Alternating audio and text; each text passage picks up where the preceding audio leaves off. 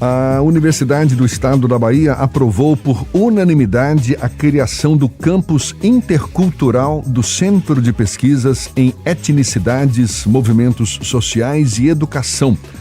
Departamento dos Povos Indígenas, Comunidades Tradicionais e Camponesas, isso tudo no município de Jeremoabo. A decisão foi tomada durante a reunião do Conselho Universitário da UNEB, realizada na sexta-feira passada. A reitora da universidade e presidente do conselho, Adriana Marmori, ela destaca que o fato honra uma dívida histórica com os povos originários, além de ser uma grande conquista do povo baiano. A reitoria da UNEB, a reitora da UNEB, Adriana Marmori, é nossa convidada e é com ela que a gente conversa agora. Muito obrigado por aceitar nosso convite. Seja bem-vinda. Bom dia, Adriana. Tudo bom?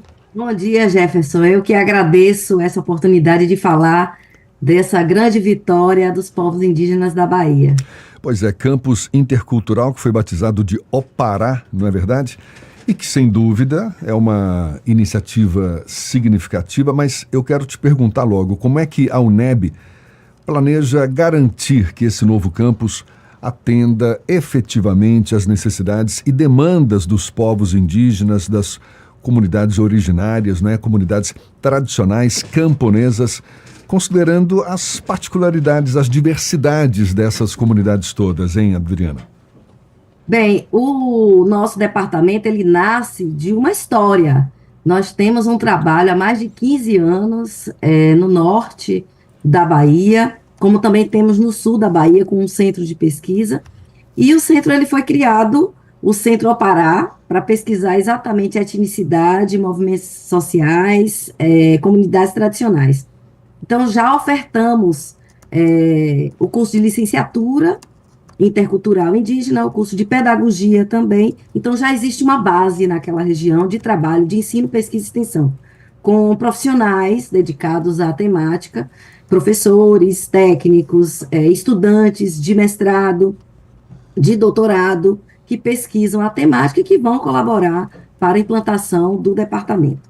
Então, hoje, o centro ele nasce e vai ser implantado em uma cidade, a cidade de Jeremoabo, que nós temos lá comunidades tradicionais, 16 quilombos já reconhecidos em Jeremoabo, além de todas as etnias que circulam e que já trabalham, já dialogam conosco através dos projetos de pesquisa e extensão no campus de Paulo Afonso, que é onde funciona o Centro Opará.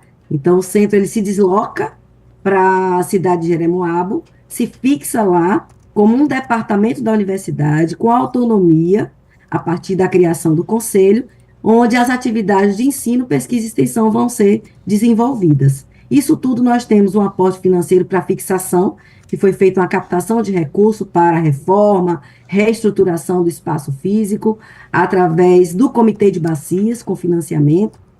Tivemos também o apoio da Prefeitura de Jeremoabo, que cedeu o terreno, hoje o terreno é da Universidade do Estado da Bahia, para fazermos esse investimento, e temos também o apoio do governo do Estado para a fixação desse departamento. Então, ele já nasce com uma estrutura, nós vamos agora potencializar para cumprir o seu papel, que é atender as comunidades tradicionais, quilombolas do campo e as comunidades indígenas. Já nasce com a oferta de novos cursos também, muito legal, mas qual a expectativa de vocês em relação ao impacto dessas mudanças todas nas comunidades que, em tese, vão ser as mais beneficiadas? Educação é base, é tudo. Nós já trabalhamos com a formação dos povos tradicionais, sobretudo os povos indígenas. Nós temos professores hoje, indígenas, doutores, que voltam para a universidade como docente aprovado em concurso. Então, a mudança é uma transformação de vidas dessas pessoas, dessas comunidades, mas é uma mudança também social, a partir do momento que começamos a perceber a valorização dos saberes tradicionais, entrecruzando com os saberes que são elaborados em outros espaços. Então, hoje, eu sempre afirmo, nós não falamos pelos povos tradicionais, nós falamos do diálogo que nós estabelecemos com eles, da construção que nós fazemos com eles e elas, mas quem precisa e deve e vai falar pelos povos tradicionais são eles mesmos, a partir desse processo formativo desse processo educativo dentro e fora da universidade. Bom dia, professor Ernesto aqui. Professora, a sociedade, para além de uma questão de justiça, de levar a universidade também para as comunidades no estado que é o segundo maior contingente populacional de indígenas, me parece, né, que a Bahia tem essa condição, o que a sociedade pode esperar de retorno, entre aspas, para esse investimento a partir dessa aproximação cultural e desse mergulho em todos os conhecimentos acumulados aí pelos povos indígenas da Bahia? A sociedade ela vai aprender também a reconhecer qual é a relação que se faz com a natureza, a partir da perspectiva desses povos tradicionais, como nós precisamos manter o patrimônio cultural do nosso país, a partir também da presença marcante dos povos tradicionais, como é que a gente pode elaborar e reelaborar outras formas de conhecimento a partir da vivência e das experiências desses povos tradicionais. Então, eu acho que é um momento de mudança radical que nós pretendemos e estamos nesse caminho, quando se reconhece enquanto universidade, que é o lugar de produção e locus de produção de saber, essas comunidades dentro da instituição. Então, quem ganha a nível de retorno à sociedade, porque ela vai se reconhecer nesse lugar também, que é a nossa história. O ganho é histórico. E é um pagamento de uma dívida também histórica, em que esses povos tradicionais, essas comunidades tradicionais, foram alijados de um processo de educação e estiveram à margem. Então, nós percebemos, sim, através das cotas, que tem chegado comunidades com diferentes marcadores dentro da universidade, sobretudo a universidade pública, na UNEB, mas um campus específico para circular esses saberes, essa produção de conhecimento e difundir para o Brasil e para o mundo, é algo que vai ter um olhar focado para essa especificidade. Agora, para além desses ganhos que a senhora está colocando aí, é uma maneira também da gente, de certa forma, combater os estigmas todos que tem em relação aos povos indígenas, né, que são muito difundidos. E a gente pode dizer que são socialmente construídos esses preconceitos, né? Culturalmente, inclusive, né? A ponto da gente não se interessar, muita gente não se interessa, ou mesmo dar um tratamento pejorativo. Isso se reflete, por exemplo, professora, para pegar um exemplo aqui bem recente da semana passada, da forma como se espalhou pelo país, ainda que mesclado com um tempero de comoção, com essa fake news sobre a exploração sexual de crianças na ilha de Marajó, como se os marajoara fossem complacentes com esse tipo de situação, como se os indígenas aceitassem esse tipo de coisa com os seus filhos.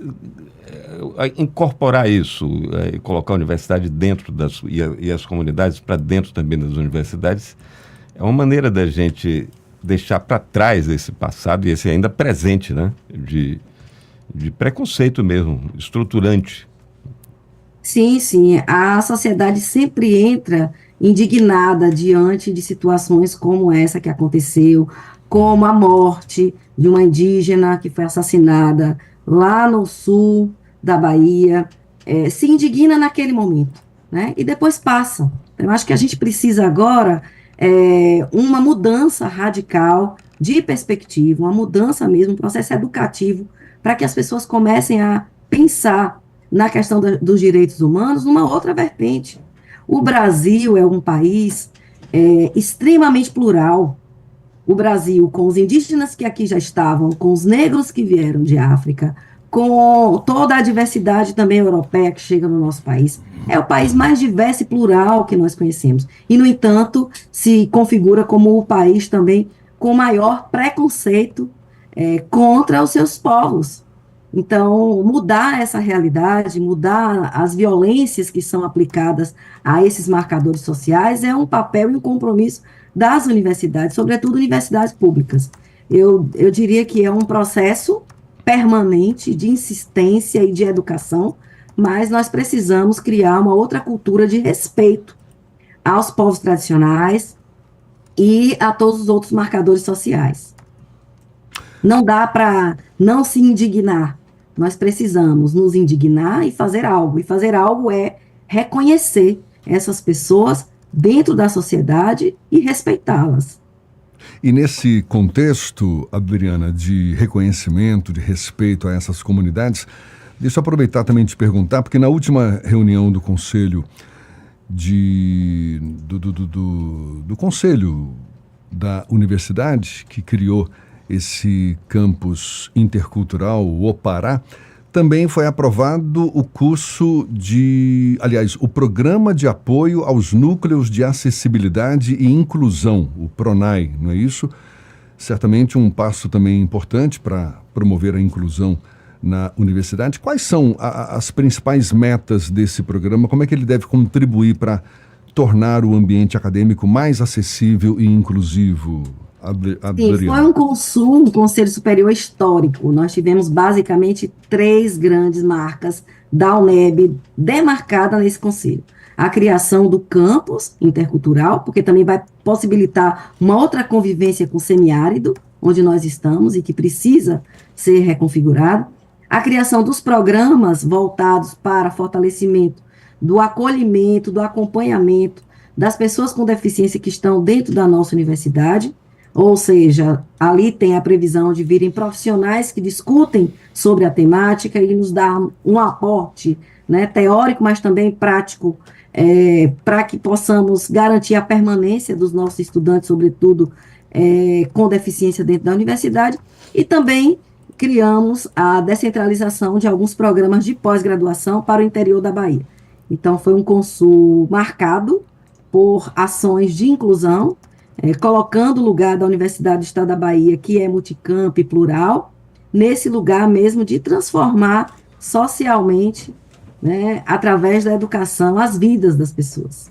Então, esse programa que você perguntou, ele vem justamente para complementar a ação que a universidade já tem de acolher, a partir de cotas, as pessoas com deficiência, mais que isso, né, termos ações efetivas de acompanhamento, de valorização, de discussão, porque também é um grande entrave e uma grande realidade hoje, as violências e o preconceito também com as pessoas com deficiência, que a gente também precisa transpor.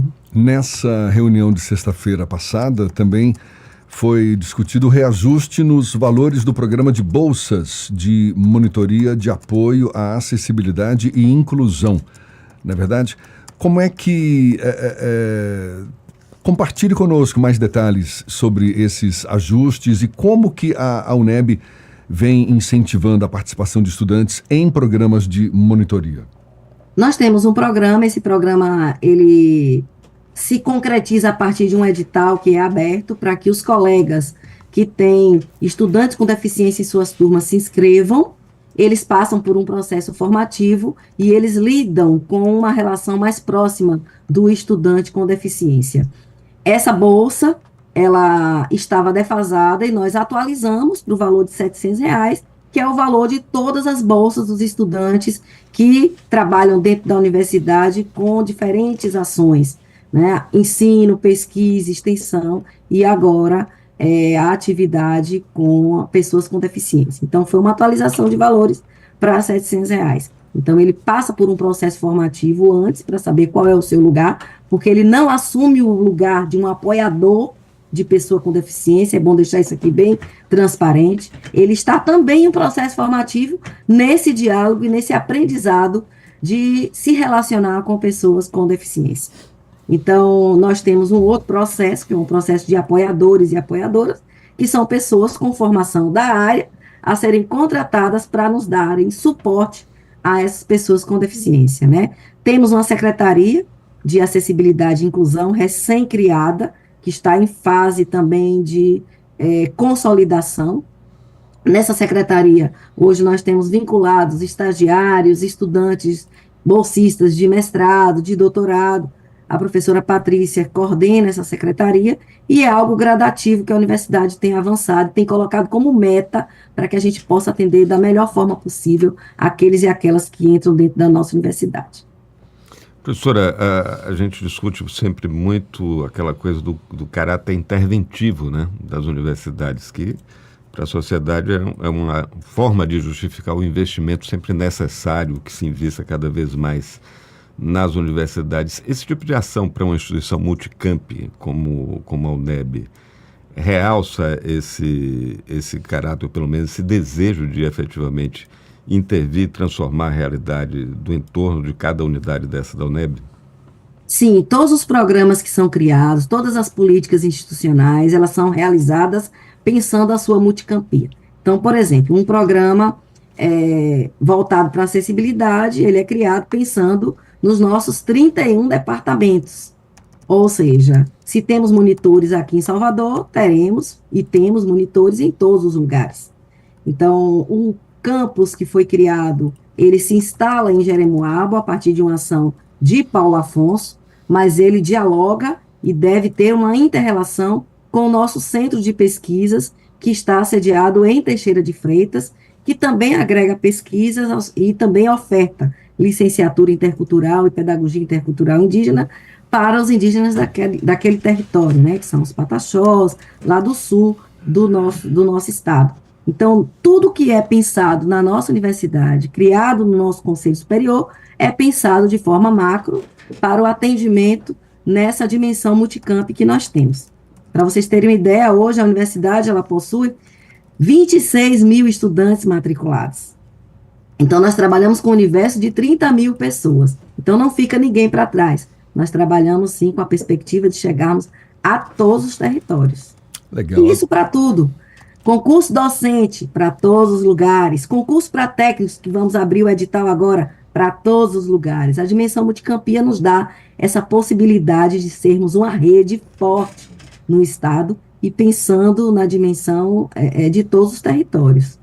E que continue expandindo cada vez mais. Tem aqui a nossa torcida, Adriana Marmori, reitora da Universidade do Estado da Bahia, também presidente do Conselho Universitário da UNEB. Muito obrigado, parabéns pelas iniciativas e vamos adiante. Parabéns mesmo, um abraço, muito obrigado pela sua disponibilidade e até uma próxima, Adriana. Obrigada pela oportunidade e eu creio que nós podemos vir, sim, falar mais da nossa UNEB, que é linda, rica, potente, tem muita coisa a oferecer. Tem desafios, tem crises, não desconhecemos, mas estamos avançando, sim, quando a gente percebe a importância da inclusão de fato e de direito.